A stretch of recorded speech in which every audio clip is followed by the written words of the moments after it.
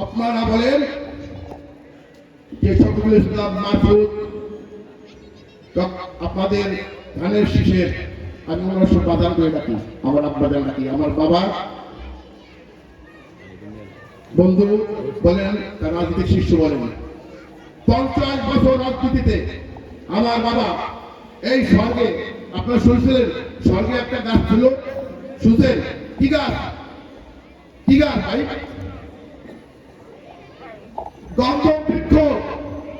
এই বাউফলের মাটিতে এক গন্ধম বৃক্ষ আমার বাবা রোপণ করে গেছেন, সেটা আল্লাহ তাআলা শহীদুল আলম তালুকদার।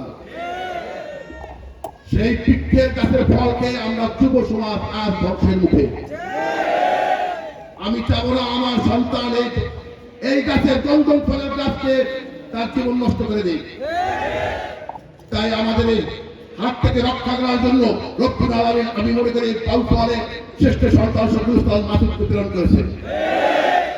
কথা কি মিথ্যা বলছে?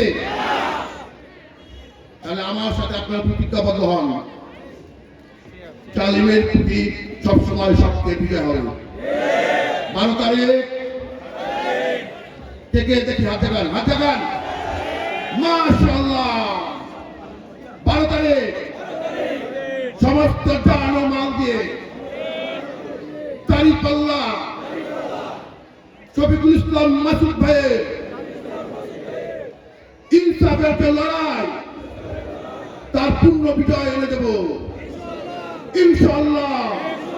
হে রব্বুল আলামিন, আপনি আমাদেরকে কবুল করুন, আমিন। ভালো থাকবেন। আসসালামু আলাইকুম।